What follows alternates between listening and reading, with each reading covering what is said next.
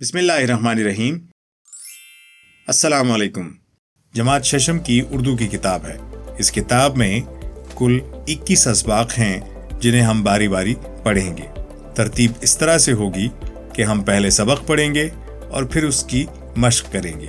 याद रखिए, मश्क में ज़्यादातर सवालात हम आपको हल करके देंगे, लेकिन कुछ सवाल आप लोगों के लिए होंगे जो कि आपने खुद कोशिश करके हल करने हैं। जमात शशम सबक नंबर 1 हम्द। पढ़ने से पहले खालिक से क्या मुराद है? अल्लाह ताला का शुक्र अदा करने के लिए कौन से अल्फाज बोले जाते हैं? किन किन चीज़ों की वजह से ये दुनिया खूबसूरत नज़र आती है? खुदा सब का खालिक है कौनो मकाम में, ये गुलकारियाँ जिस कदर है जहाँ में।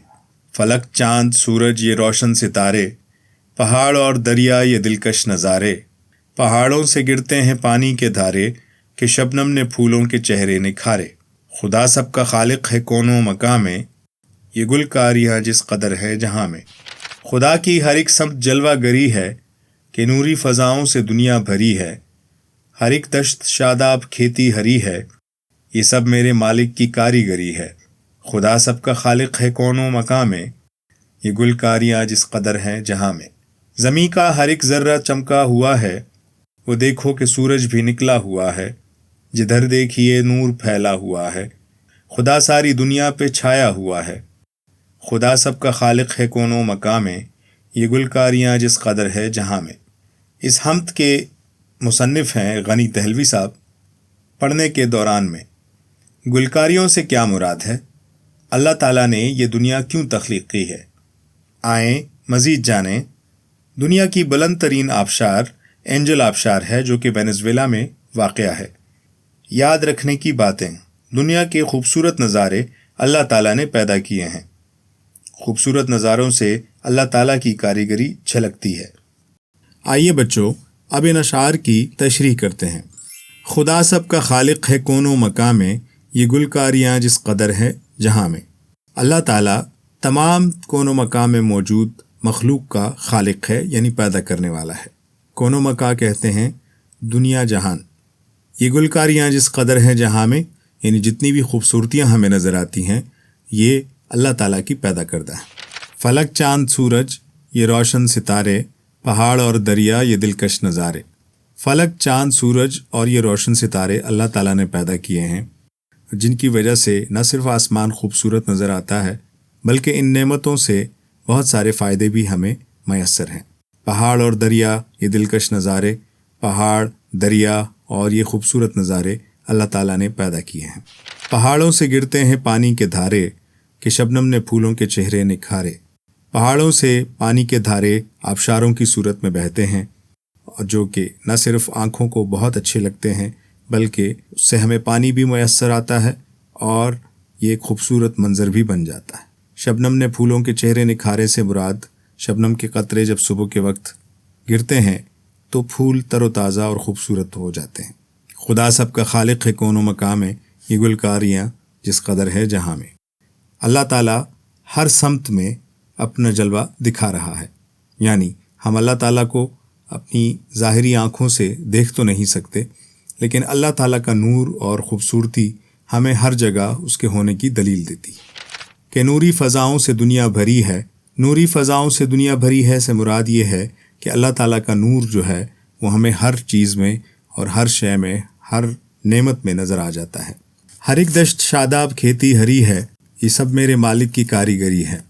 दश्त वैसे तो रेत और बयाबान के इलाके को कहा जाता है, लेकिन उसकी अपनी एक ज़रूरत और ख़ूबसूरती भी है इस दुनिया को। इसी तरह हर खेती हरी है, मतलब जो खेत हमें लहलहाते हुए नज़र आते हैं, ये मेरे मालिक यानी मेरे रब ने पैदा की है। ये सब मेरे मालिक की कारीगरी है। कारीगरी खूबसूरती से काम करने को कहा जाता है, और ये कारीगरी हमें दुनिया में अल्लाह ताला की हर नेमत में नज़र आ जाती है। ज़मीं का हर एक ज़र्रा चमका हुआ है, वो देखो कि सूरज भी निकला हुआ है। जब सूरज निकलता है तो ज़मीन की हर चीज़ पहले से ज़्यादा रोशन और ख़ूबसूरत नज़र आती है। जिधर देखिए नूर फैला हुआ है, खुदा सारी दुनिया पे छाया हुआ है। जहाँ हम देखते हैं वहाँ अल्लाह ताला का नूर फैला हुआ है, यानी वो रोशनी खूबसूरती जो अल्लाह ताला ने पैदा की है وہ ہمیں نظر آتی ہے، اور اس طرح ساری دنیا پر ہی اللہ تعالیٰ کی قدرت عیاں ہے، نظر آتی ہے، ہم اسے محسوس بھی کر سکتے ہیں اور دیکھ بھی سکتے ہیں۔ آئیے بچوں، اب مشق کی جانب بڑھتے ہیں۔ پہلا سوال ہے مشکل الفاظ کے معنی۔ لفظ ہے کون و مکان، اس کے معنی ہیں دنیا یا جہاں، دھارا دریا کا بہاؤ، کاریگری مہارت، گلکاری کرنا پھول بوٹے بنانا، دشت جنگل یا غیر آباد علاقہ، فلک آسمان، ذرہ کسی چیز کا نہایت چھوٹا ٹکڑا، خالق تخلیق کرنے والا یعنی پیدا کرنے والا، شاداب سرسبز، شبنم اوس کے قطرے۔ دوسرا سوال ہے دیے ہوئے سوالات کے جوابات لکھیں۔ پہلا سوال ہے خدا کی ہر سمت جلوہ گری ہے سے کیا مراد ہے؟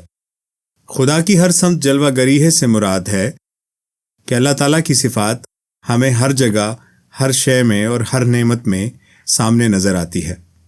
اللہ تعالیٰ کی خوبصورتی سے بنائی ہوئی ہر تخلیق بتاتی ہے کہ اس کا ایک خالق موجود ہے۔ اگلا سوال ہے ہمیں کس کس چیز میں اللہ تعالیٰ کی حکمت دکھائی دیتی ہے؟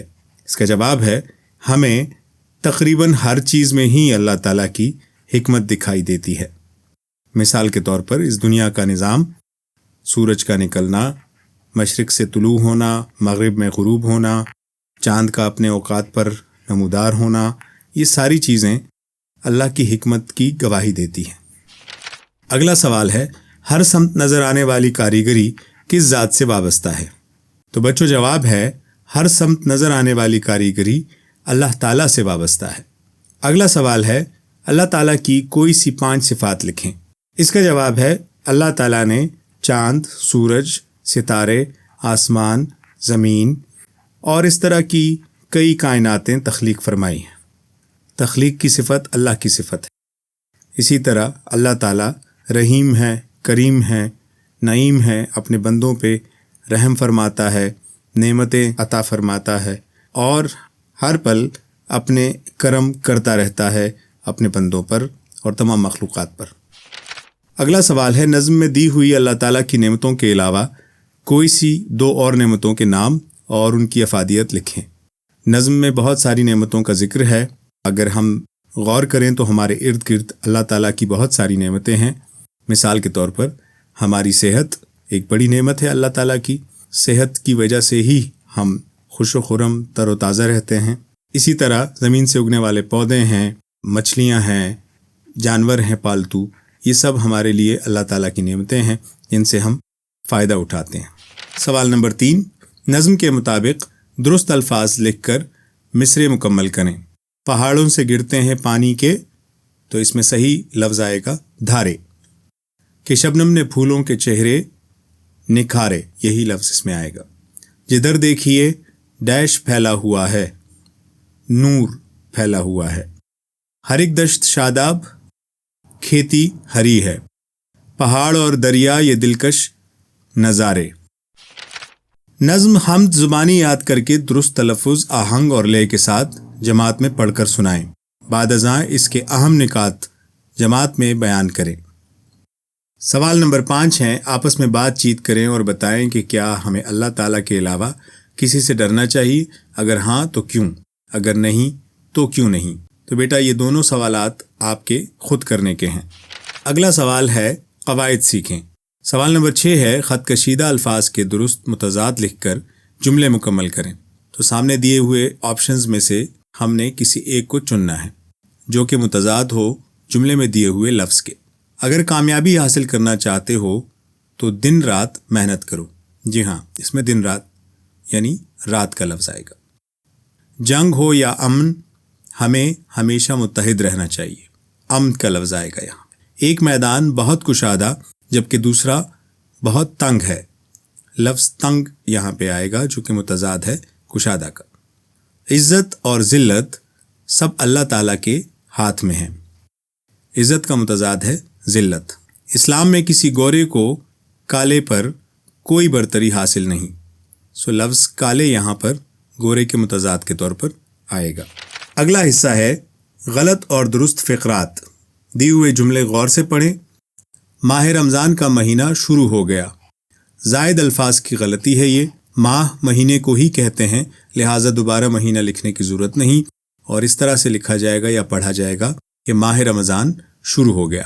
آج جمعرات کا دن ہے، یہ ایک روزمرہ کی غلطی ہے۔